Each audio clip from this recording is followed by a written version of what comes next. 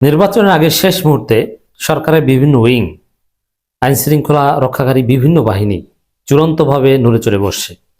Police, BGB, সেনাবাহিনী, আরও যারা মাঠে আছে, এমনকি সিভিল প্রশাসন, তারাও নড়ে চড়ে বসেছে, অ্যাকশন নেওয়া শুরু করেছে এবং বিএনপির অবস্থা খারাপ হয়ে যাচ্ছে। বিএনপি কঠিন পরিস্থিতিতে, বিএনপি গ্রেপ্তার হচ্ছে, বিএনপির পদধারী বড় বড় নেতারা, ছাত্রদল যুবদলের পদধারী নেতারা অ্যারেস্ট হচ্ছে, জাতির সামনে বিএনপি ক্রিমিনাল এবং ভিলেন হিসেবে উপস্থাপন হচ্ছে। কারণ অস্ত্রের কারখানা সহ ধরা পড়ছে বিএনপি, গাঁজা সহ ধরা পড়ছে ছাত্রদলের উপজেলা সভাপতি। এটা এইরকম নিউজ কিছুক্ষণ পরপর আমরা পাচ্ছি। এবং এরই মধ্যে খবর পেয়েছি যে সেনাবাহিনী অ্যাকশনে গিয়েছে, এটা তো জানেন। পুলিশ এবার খুব সিরিয়াস। দেখেন, পুলিশে কিছু সাবেক বঞ্চিত কর্মকর্তা আছে, আমি চিনি, আমার অত্যন্ত ক্লোজ কয়েকজন ডিআইজি আছেন, আমি তাদেরকে জানি এবং চিনি। তারা অত্যন্ত সৎ এবং পেশাদার। তাদের চাকরির মেয়াদ অনেকেরই শেষ, তাদেরকে বিশেষভাবে নিয়োগ দেওয়া হয়েছে তাদের সততার কারণে, এবং তারা এতটাই সৎ, আমি সত্যি ইমপ্রেসড।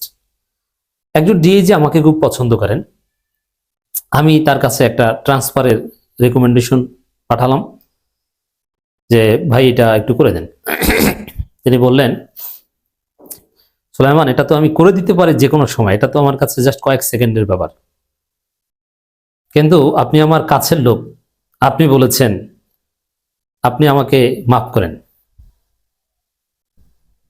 কারণ আপনার কথায় আমি এটা করেছি। এটা তো ফেয়ার না।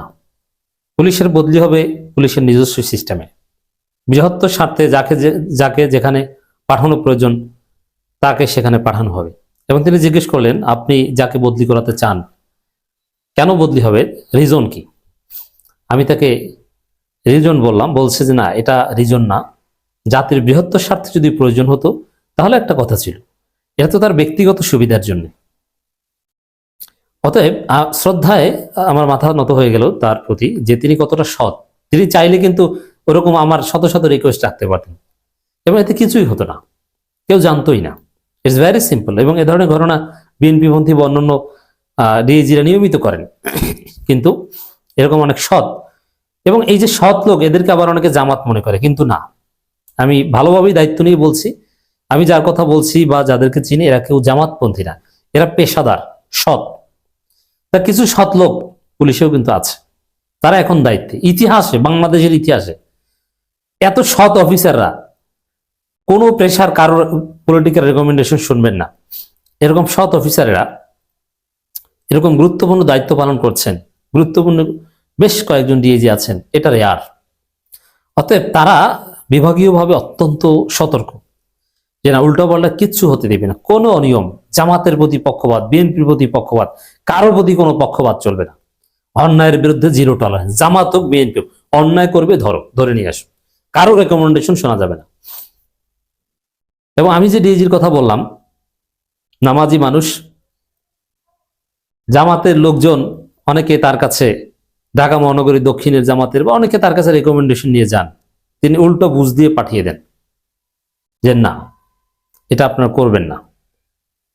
আমি বৃহত্তর স্বার্থে আমি কাজ করছি, দেশের স্বার্থে যাকে যেখানে যা করা দরকার আমি সেটা করছি, কিন্তু আপনারা কাইন্ডলি আমার কাছে রিকোয়েস্ট নিয়ে আসেন না। এরকম ঘটনা কিন্তু আছে বাংলাদেশে। অতএব সেই পুলিশ অফিসাররা এবার এই ক্রান্তিকালে আমি জানতে পেরেছি ভেরি সিরিয়াস, তারা অন্যায়ের বিরুদ্ধে জিরো টলারেন্স।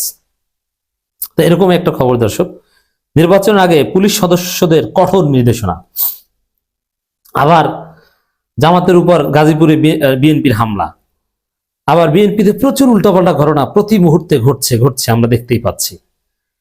তো এই কারণে অনিবার্যভাবে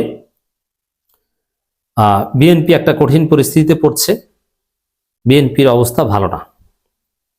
দর্শক, বাংলাদেশ পুলিশের সদস্যরা সামাজিক যোগাযোগ মাধ্যমে জাতীয় নির্বাচন সংক্রান্ত ছবি, পোস্ট, মন্তব্য বা তথ্য শেয়ার করতে পারবেন না বলে নির্দেশনা দিয়েছেন পুলিশের অপরাধ তদন্ত বিভাগের সিআইডি প্রধান ও অতিরিক্ত আইজিপি সিবগাতুল্লাহ। অত্যন্ত ভালো মানুষ তিনি। দুপুরে রাজধানীর মালিবাগে সিআইডির সদর দপ্তরে আসন্ন জাতীয় সংসদ নির্বাচন দায়িত্ব পালনকারী পুলিশ সদস্যদের নির্দেশনা দেন। নির্বাচন উপলক্ষে সিআইডি মাঠ পর্যায়ের পুলিশ সদস্যদের জন্য অনুষ্ঠিত ব্রিফিং এ সিআইডি প্রধান বলেন, পুলিশকে নিরপেক্ষতা ও পেশাদারিত্বের সাথে দায়িত্ব পালন করতে হবে। মাঠ পর্যায়ে দায়িত্ব পালন করতে যাওয়া সেই সব পুলিশ সদস্যকে বাংলাদেশ পুলিশ হেডকোয়ার্টার্সের মধ্যে করণীয় বর্জনীয় বিষয় বিশেষ নির্বাচনী প্রশিক্ষণ দেওয়া হয়েছে। দেখেন এসআই টেসআই যারা আছে এরা উল্টোপাল্টা করবে না, এখানে পুলিশের যে গোয়েন্দা ইউনিট আছে তারা এমনভাবে তথ্য সংগ্রহ করছে, এমনভাবে কাজ করছে, উল্টোপাল্টা কিছু করা হলে এটা প্রকাশিত হবে এবং পুরো জাতি আন্দোলনে ফেটে পড়বে এবং সেই উল্টোপাল্টা জিনিস ভেসে যাবে। এর মানে বাংলাদেশের সামনে একমাত্র রাস্তা এখন একটা free fair and credible election, এছাড়া কোনো উপায় নেই। সেনাবাহিনীও সেম, সেনাবাহিনীও দেখছে, পুলিশ দেখছে, পুলিশ এই সেফগাতুল্লাহরা কেন এভাবে নিরপেক্ষ দায়িত্ব পালন করতে বাধ্য হচ্ছে, কারণ তারা দেখছে যে পুলিশ যদি এবার উল্টাপাল্টা কিছু করে, আগের বার তো ড্রেস খুলে সিভিল পোশাকে অনেকে পালাতে পেরেছে, এবার সিভিল পোশাকেও পালাতে পারবে না। আগের বার হারুন, বিপ্লব এরকম অনেকে কিন্তু পালিয়েছে সাকসেসফুলি, মনির, এবার কোনো হারুন কোনো বিপ্লব পালাতে পারবে না, আগে ধরবে ওদেরকে, এমন শিক্ষা জনগণ দিবে আর জীবনে যেন কোনো দালালি করতে সুযোগ না পাও। এটা বুঝতে পেরে পুলিশকে ঊর্ধ্বতন অফিসাররা একদম নিউট্রালাইজ করার চেষ্টা করছে।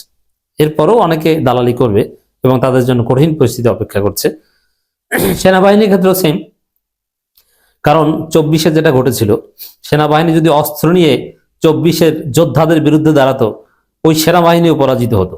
কতজন সেনাবাহিনী আছে বাংলাদেশে, আর রাজপথে নেমেছিল হাজারো লক্ষ জনতা, সেনাবাহিনীর গুলি ফুরিয়ে যেত কিন্তু আন্দোলনকারী ফুরাতো না।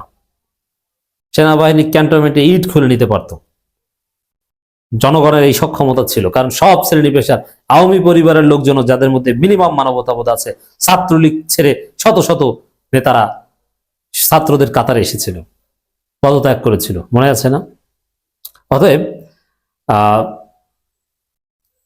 সেনাবাহিনীও দেখেছে যে জনতা জেগে উঠলে তখন কোনো বাহিনী টাইনি কাউকে গোনার টাইম নেই।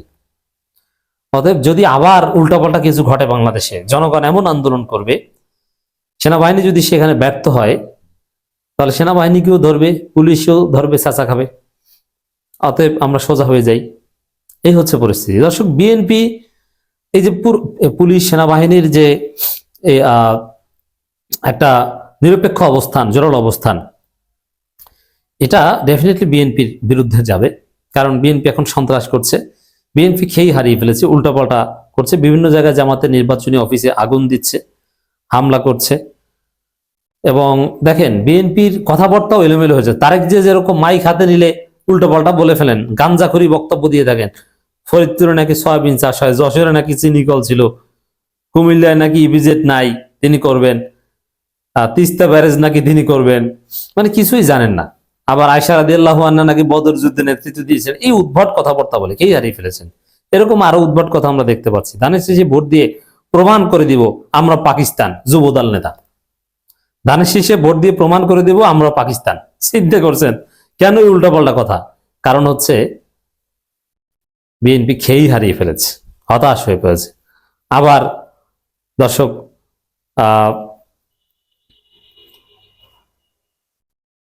এরকম আরো অনেক খবর, ধানের শীষে ভোট দিয়ে প্রমাণ করবে আওয়ামী লীগের ভাইরা কখনো ভয় পাবেন না, এটা বলছে বিএনপি নেতারা। তারা আওয়ামী লীগকে নিয়ে, সন্ত্রাসীদের নিয়ে রাজনীতি করবে আর পুলিশ আঙ্গুল চুষবে। পুরো পরিস্থিতি বিএনপির বিরুদ্ধে চলে গেছে, বিএনপি এখন অ্যাকশনের মুখে।